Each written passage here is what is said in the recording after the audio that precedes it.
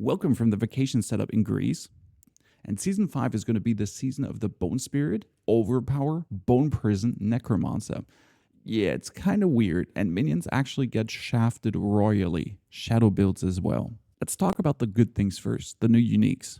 Path of Truck Wool, unique boots. Bone Prison traps a larger area and fires 20 to 35 bone splinters at enemies trapped within. Increase your maximum essence by 2 for 8 seconds each time these bone splinters hit an enemy. That yields already Bone Spirit, because more essence is more damage. Ergo, if I, trap someone and Bone Splinter him, the boom is even bigger. And this gets worse down the line, how much they're forcing you to play Bone Spirit. Well, it's not worse, but you really want to play Bone Spirit. Then we get the new legendary aspect, Unholy Tether. Casting Golem's active skill creates a bond between you for 6 seconds, and then you can move unhindered, so unstoppable, probably Ghostwalker style, through everything, and you get bonus movement speed.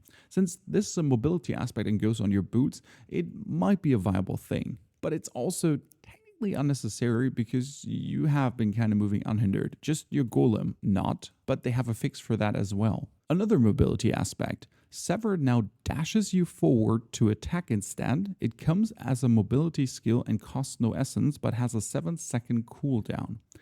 Could we reduce that cooldown with like evade cooldown reduction? I doubt it. This seems like it's in the game to be in the game, and that's about it, to be fair. Aspect of the Creeping Mist. Gain 35% evade cooldown reduction. Okay. You can now evade during Blood Mist. Traveling twice as far, entering or exiting Blood Mist resets your evade cooldown. Oh, so while we're Blood Misting, you can dash forward. Yeah, that definitely is like kind of like a mobility skill like all the other classes have. Only that you have to waste an aspect for it, while all the other classes just have a skill for it. Thank you, Blizzard. We appreciate the effort. Now Imprisoned Spirit, and that's crazy. When Bone Spirit explodes inside a bone prison, it explodes another time, dealing up to 70% of the normal damage. Let's assume you do 1 billion Bone Spirit damage, which you already do.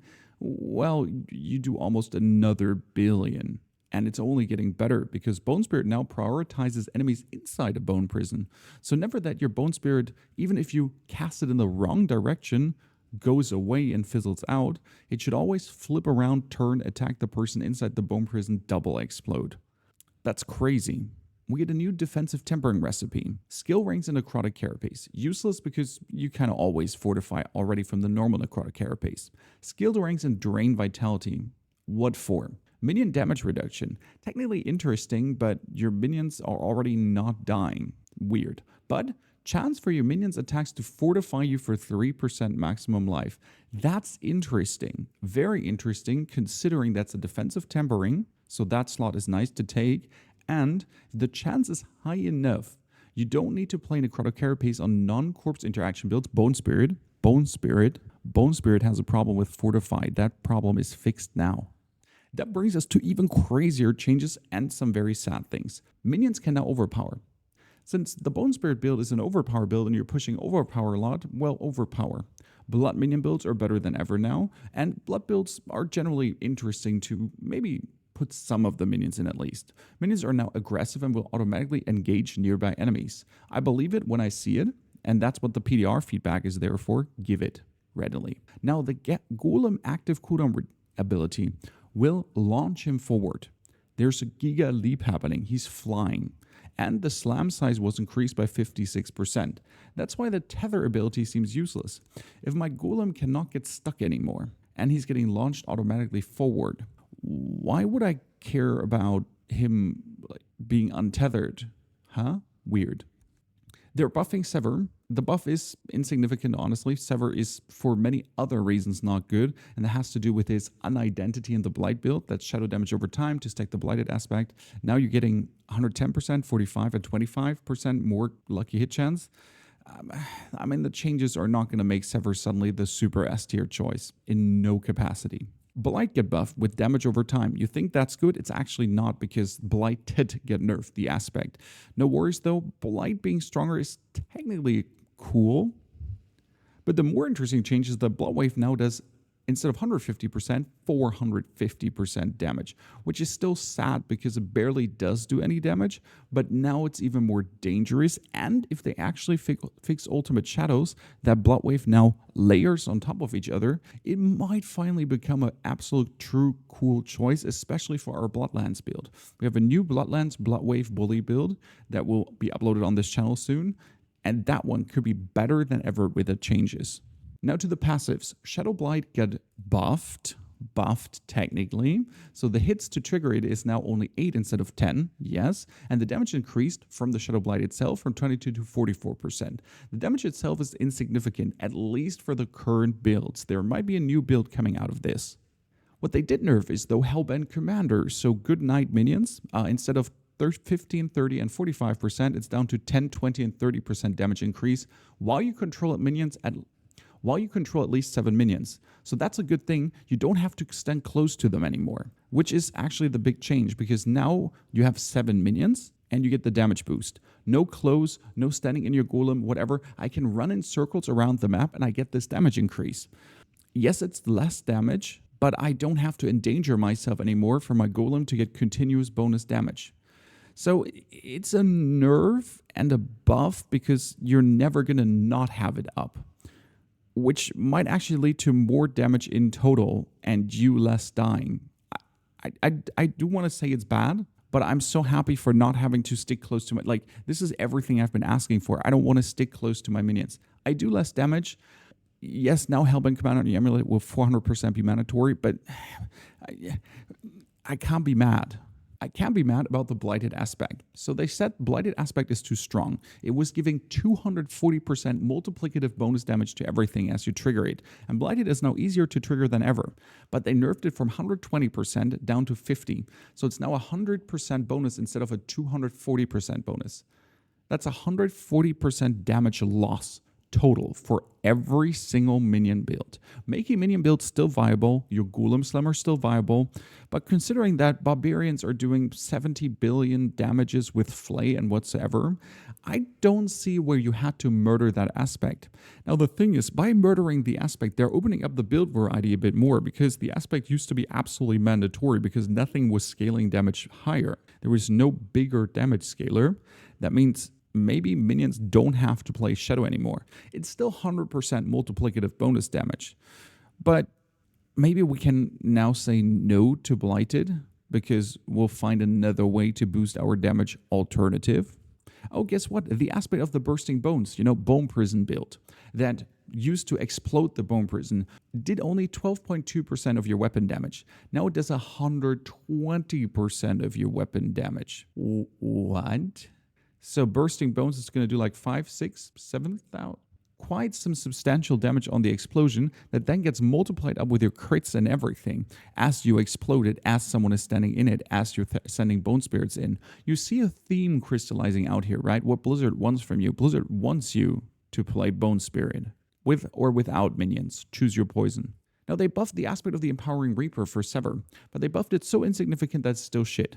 Chance for Sever to create Blight below it is from 25 to 30%, and the damage is up by another 20%. That thing needs to be at least 40 or 50% to ever be considered worth it. And if I'm not mistaken, Empowering Reaper did also have a cooldown, which is the stupidest thing ever. If that thing had no cooldown and could create Permablight below someone if you spam Sever, that makes Sever at least good. But with a cooldown of, was it 5 to... yeah.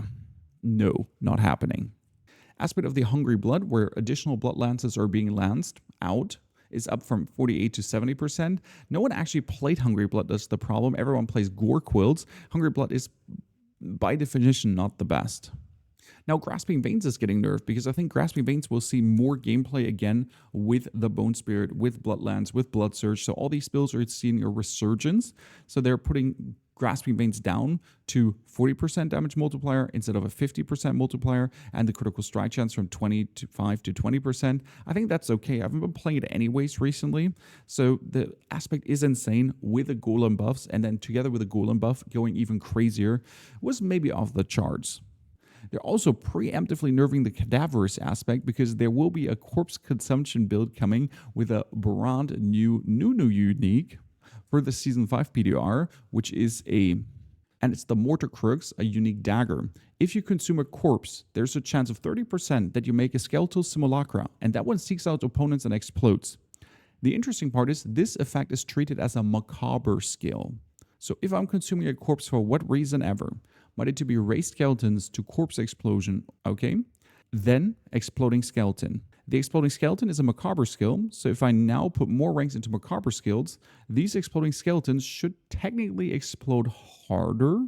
And if I boost the damage of macabre skills, they should be exploding harder as well. It's going to be intriguing to see how that scales in, well, oh what? Bone Spirit is a macabre skill too. Bone Prison is a macabre skill too. I see a theme crystallizing out here.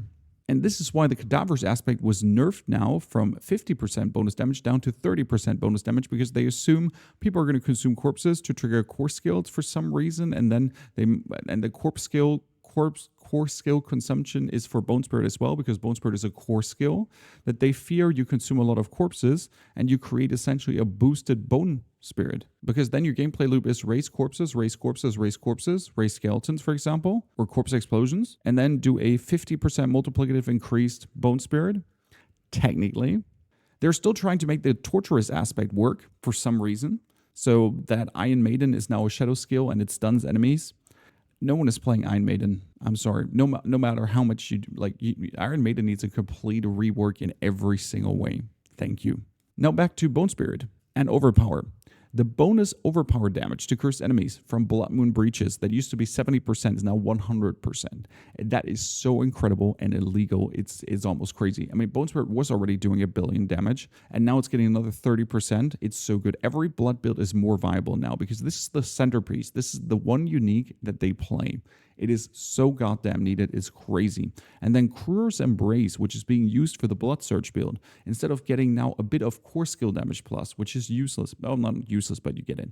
Is now Tides of Blood. And bonus ranks in Tides of Blood is crazy because Tides of Blood gives you 15% multiplicative more damage, and if you're healthy, double, so 30. If you get another 3 ranks in it, it goes from 30% total to 60% total multiplier to your Overpower. Overpower is going crazy.